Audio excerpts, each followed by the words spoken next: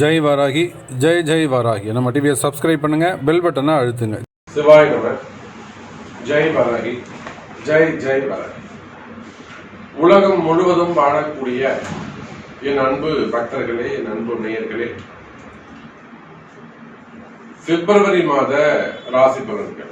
இந்த பிப்ரவரி மாசத்தை பொறுத்தவரையிலே முக்கிய நிகழ்வுகள் அப்படின்னு பாத்தீங்கன்னாக்கா, குரு வக்ர நிவர்த்தி அடைஞ்சு இயல்பு நிலையில அவர் இருக்கார். அது ஒரு முக்கியமான நிகழ்ச்சி.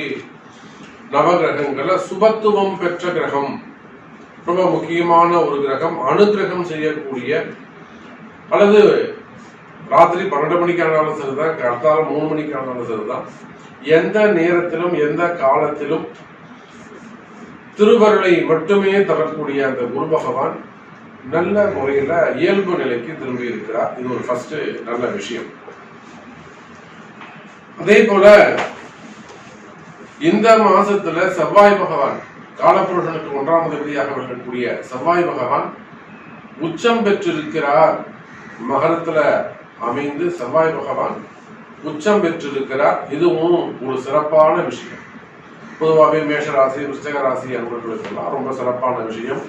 அதே போல யாருடைய ஜாதகத்துல எல்லாம் இந்த செவ்வாய் பகவான் உச்சமா இருக்காரோ அவங்களுக்கெல்லாம் ரொம்ப யோகமான சமயமாக இது அமையும்.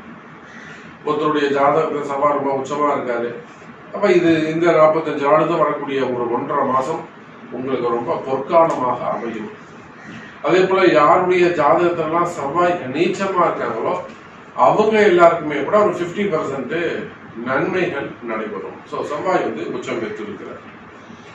மற்ற எல்லா கிரகங்களும் வழக்கம் போல மீனத்துல ராகு பகவான், கன்னியிலே கேது பகவான், கும்பத்துல சனி பகவான் என்று, மகரத்திலே சூரியன் சஞ்சாரம் செய்கிறார். ஒரு 14 நாட்கள். மாசி மாசம் பிறந்த உடனே பிப்ரவரி 15ஆம் தேதியில இருந்து அவர் கும்பத்துக்கு போயிடுவார். அப்ப இந்த கிரக அமைப்புகளை பார்ப்போமே ஆனால், குரு சனி தொடர்பு, சனி பகவான் 3வது பார்வையாக குருவோடு தொடர்பை ஏற்படுத்திக் கொள்ள, அதே போல செவ்வாய் பகவானும் குருவோடு சந்திக்கிறார். ஏன்னா மகரத்துல செவ்வாய் இருந்தால் செவ்வாய்க்கு 4வது பார்வை, குருவுடைய பார்வை கிடைக்கும். அப்ப இந்த கிரகங்களை அடிப்படையாக கொண்டு நாம இந்த பிப்ரவரி மாசத்துக்கான பலன்களை காண்போம். அன்பார்ந்த மீனராசி என்பர்களே, மீனராசி என்பர்களே, இந்த மாதம் பிப்ரவரி மாதம் ரொம்ப ரொம்ப ஒரு முக்கியமான மாசம். குறிப்பா நம்முடைய மீனராசி என்பர்களுக்கு ரொம்ப சந்தோஷமான சில விஷயங்கள் நடக்கக்கூடிய மாசமாக இந்த மாதம் அமைகிறது. நிறைய மாற்றங்கள் நீங்க எதிர்பார்க்கலாம். லைஃப்ல அல்லது ஃபேமிலியில நிறைய நல்ல விஷயங்கள் நடக்கும். பொதுவா மீனராசின்னு சொன்னாலே எல்லாரும் அந்த 7.5 சனி நடக்குது. இந்த 7.5 சனியால முதல் சனி சிரசில வரக்கூடிய சனியால கொஞ்சம் ட்ரபிள் இருக்கு. 2வது ராசியில ராகு இருக்கிறார். எல்லாம் ஓகே தான். ராசியில ராகு இருந்தா என்ன பண்ணுவாருங்க, ஃபர்ஸ்ட் அவர் ஏதேனும் ஒரு மிகப்பெரிய இழப்புகளை கொடுப்பார். நேம ஸ்பாயில் பண்ணுவாரு, ஹெல்த் ஸ்பாயில் பண்ணுவாரு, அப்படி இல்லைன்னா இன்கம் ஸ்பாயில் பண்ணுவாரு. ஏதோ ஒரு விஷயம் ரெகுலரா வரக்கூடிய அந்த இன்கம் கட் பண்ணுவாரு, இல்ல அதை குறைப்பாரு. இதெல்லாம் ராகுடைய வேலை தான். அப்போ எல்லாம் பெரிய ஒரு ஆசையை தூண்டுவாரு.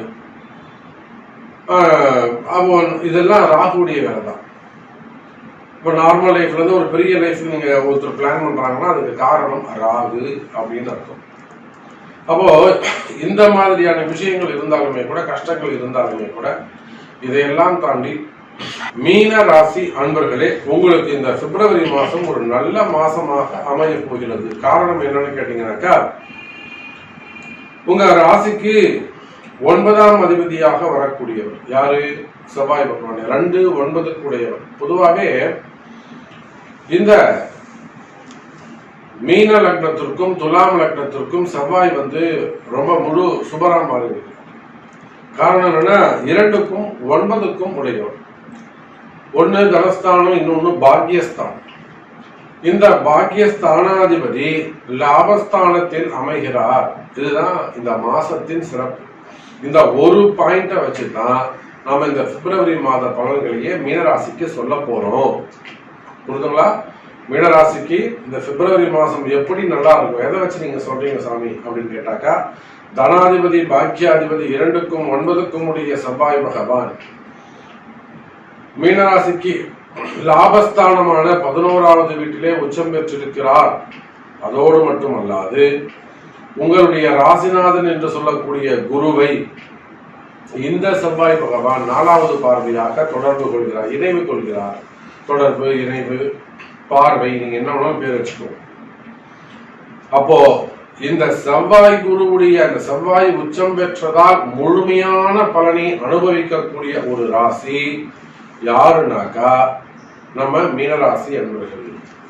அப்ப என்ன பண்ணலாங்க, முழுமையான குருமங்கள யோகம், முழுமையான குருமங்கள யோகத்தை அனுபவிக்க போகும் மீனராசி அன்பர்களே.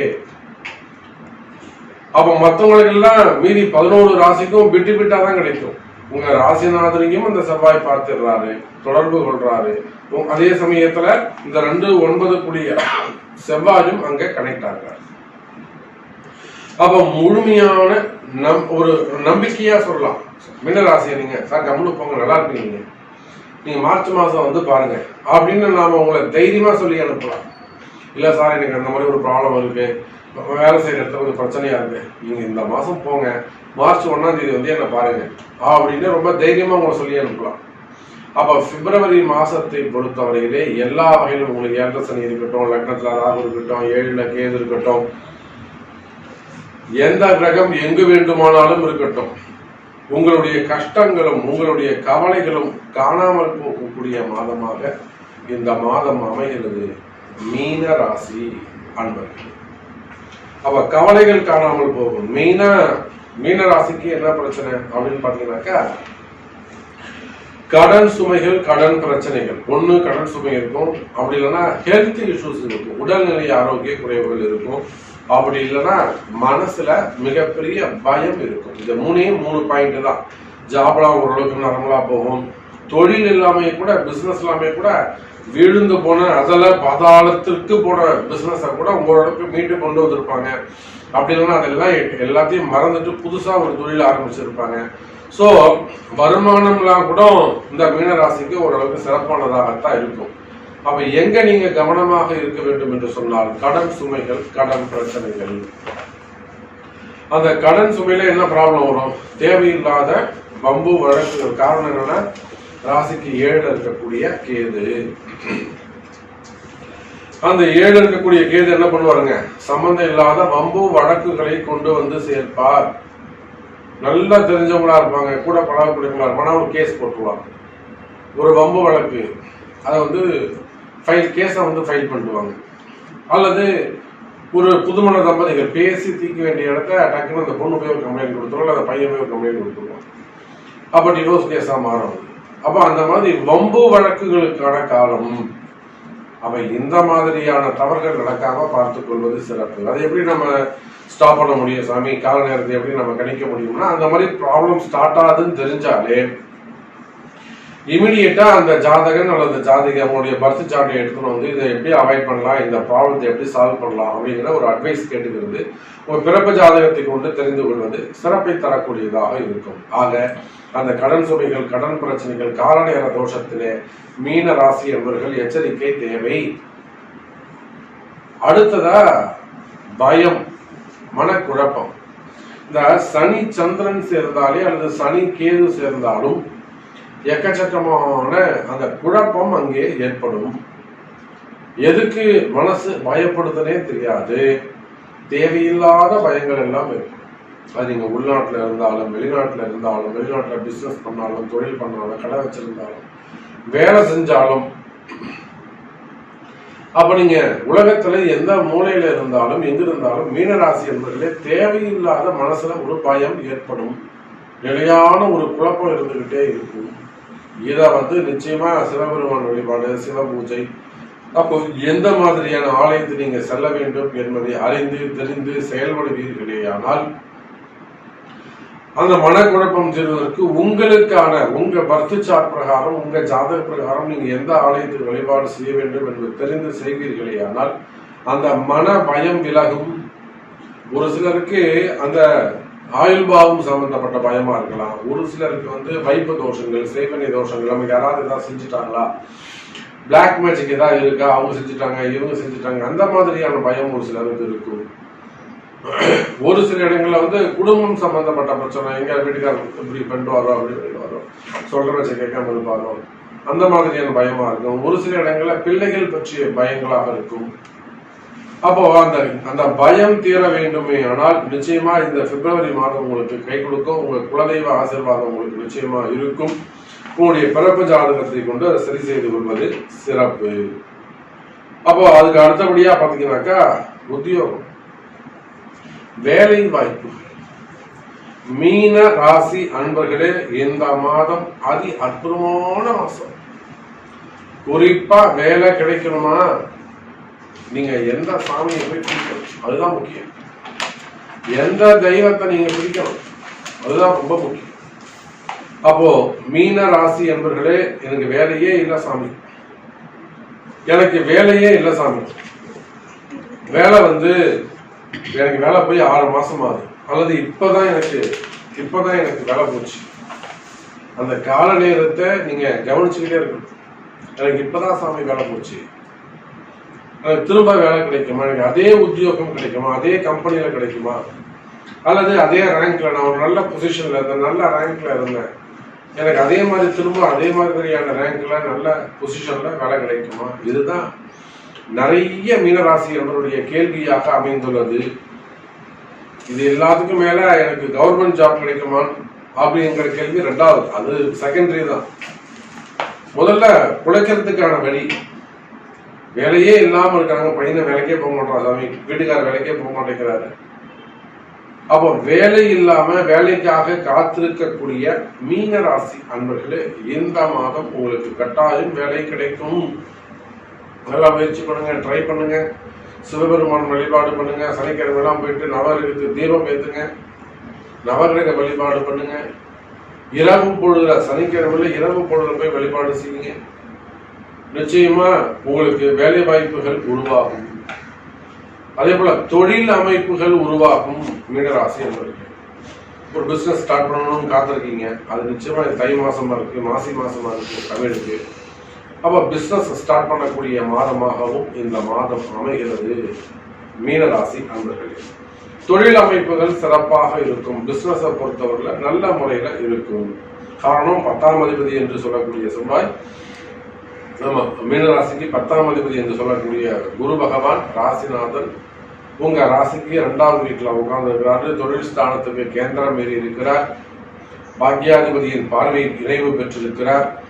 அப்ப இதெல்லாம் வச்சு பார்க்கும்போது எதை வச்சு நம்ம தொழில் யோகம் அல்லது உத்தியோக யோகம், அவர் வந்து பிசினஸ் வந்து சிறப்பா இருக்கும், வருமானம் நல்லபடியா இருக்கும், பணங்காசுகள் வந்து சேரும், தனவரவு இருக்கும், மகாலட்சுமி யோகம், இதெல்லாம் எப்படி சொல்றோம்னாக்கா 3 பாயிண்ட் தான். தனஸ்தானத்தில் ராசிநாதன், அதோடு மட்டுமல்லாது பாக்யாதிபதியோடு இணைவு, தொழில் ஸ்தான அதிபதியாக வரக்கூடிய குரு பகவான் தனஸ்தானத்திலே அமைந்திருக்கிறார். இன்னும் நிறைய சப்ஜெக்ட் நம்ம சொல்லிட்டே போகலாம். அப்ப எப்படி பார்த்தாலும் மீனராசிக்கு இந்த மாதம் யோகமான மாதமாக அமைகிறது. அதே போல குடும்பத்தை பொறுத்தவரையில மீன ராசி அன்பர்களே, பிரிந்த உறவுகள் மீண்டும் ஒன்று சேர்வதற்கு வாய்ப்புகள் உண்டு. ஸ்பெசிபிக்கா பிள்ளைகள், வீட்டை விட்டு வெளியில போன பசங்க சொல்ற வச்சு கேட்காம போறது, அல்லது வந்து ஒரு தவறுதலா வழி நடத்துறது, அல்லது குடும்ப கௌரவத்திற்கு அகைன்ஸ்டா நடந்துக்கிறது, இதெல்லாம் கால நேரமா இருக்கலாம், அல்லது ஒரு வசியமா இருக்கலாம், பிளாக் மேஜிக்கா இருக்கலாம், எது வேணாலும் இருக்கலாம். பிரிந்த உறவுகள், அதே போல கணவன் மனைவி பிரிந்த உறவுகள் மீண்டும் ஒன்று சேர்வதற்கான வாய்ப்புகள் உண்டு. ஆனா அதற்குரிய வழிபாடுகள் பரிகாரங்கள் செய்து கொள்வது சிறப்பு. அடுத்தபடியா திருமண யோகங்கள். திருமண யோகத்தை பொறுத்தவரையில் ராசியில ராகு கேது இருக்கின்ற காரணத்தினாலே நிறைய மீனராசி என்பவர்களுக்கு திருமண தடைகள் ஏற்படும். ஏற்கனவே 30 வயசு ஆயிடுத்து, 35 வயசு ஆயிடுத்து, 40 வயசு ஆயிடுத்து, 45 வயசு ஆயிடுத்து, இந்த மாதிரி வயோதிக பருவத்தில் இருக்கக்கூடியவர்கள் இந்த ராகு கேதுவால மேலும் திருமண தடைகள் இருக்குமே. ஆனால் மீனராசி என்பவர்கள் நிச்சயமா ஒரு முறை உங்களுடைய பிறப்பு ஜாதகத்தை கொண்டு உரிய வழிபாடுகள் செய்து கொள்வது சிறப்பு. திருமண யோகத்தை பொறுத்தவரையிலே அடுத்த மாசி மாசத்துல நிச்சயமா திருமண யோகங்கள் கைகூடும். தெரிஞ்ச இடத்துல தெரிஞ்ச பொண்ணாவே உங்களுக்கு அமைவதற்கு வாய்ப்புகள் உண்டு. அதே போலத்தான் குழந்தை பாக்கியம். இந்த குழந்தை பாக்கியத்தை பொறுத்தவரையில கணவன் மனைவி இருவர் சம்பந்தப்பட்ட கேள்வி அது. அப்ப ஒருத்தர் சம்பந்தப்பட்ட ஜாதகத்தை மட்டும் வச்சுட்டு நம்ம பதில் சொல்ல முடியாது, 2 பேர் ஜாதகமும் அங்க இருக்கணும். அப்ப குழந்தை பாக்கியத்தை பொறுத்தவரையில மீனராசியின் நிலை இதுவரை நீங்க என்ன முயற்சி எடுத்திருந்தாலும் சரிதான், கை கொடுக்காம போயிருந்தாலும் இந்த அடுத்தடுத்து வரக்கூடிய மாதங்கள்ல உங்களுக்கு பெற்றோர்கள் ஆகக்கூடிய வாய்ப்பு உங்களுக்கு கிடைக்கும். குழந்தை பாக்கியமும் உருவாகும் என்பதை சொல்லிக்கொண்டு நிறைய விஷயங்கள் ஒரு 10 நிமிஷத்துல நம்ம எல்லாருக்கும் பலன் சொல்ல முடியாது. ஸோ மீனராசி என்பவர்களே, இந்த பிப்ரவரி மாதம் உங்களுக்கு சிறப்பான மாசமா இருக்கு. உங்களுடைய கொஸ்டின் என்ன, உங்களுக்கு என்ன நடக்கணும் அப்படிங்கிறத எடுத்துட்டு வாங்க. நிச்சயமா உங்களுக்கு நல்லவன் காட்டுவோம் என்று தெரிவித்துக் கொண்டு மீண்டும் ஒரு அற்புதமான பதிவில் சந்திக்கிறேன். ஜெய் வராகி.